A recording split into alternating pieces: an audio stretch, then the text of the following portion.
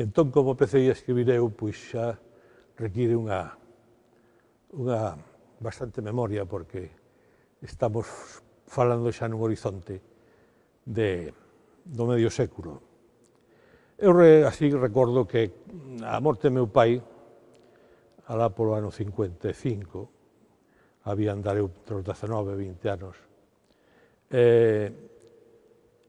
empecé a escribir. Produciuse, debeu ser un shock de tipo psíquico, produciu unha reacción que me levou a sentir aquela falta, aquela ausencia do pai, levoume a escribir. E empecé a escribir pequenos poemas, algún pequeno relato, cousas que tirei, naturalmente, porque eran coa vista ao aprendizaxe e tal. Ao pouco tempo me din que aquilo non valía nada, pero xa estudiar en Oviedo, no ano, debeu ser polo 57, desde Oviedo me di aquí a Santiago, aos Xogos Florais, un pequeno poemario en castelán.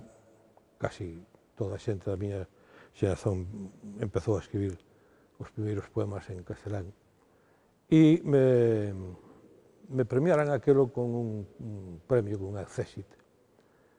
Estimuloume moitísimo, non pensaba eu unha cousa semellante, sobrevalorei aquel premio, e para os anos 58-59 presentei xa dúas triloxías, unha en castelán, outra en galego,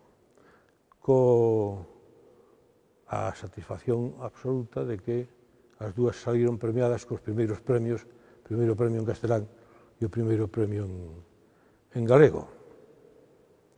A raíz daquele momento xa decidín que, postos en igualdade de condicións entre o español e o galego, xa toda a miña vida había escribir exclusivamente en galego. Dende aquel momento, pois xa continuei escribindo lento. Son un escritor que medita moito, racha moitas cousas, e, bueno, pois hasta o día de hoxe aquí na igrexa de Santo Domingo de Bonaval.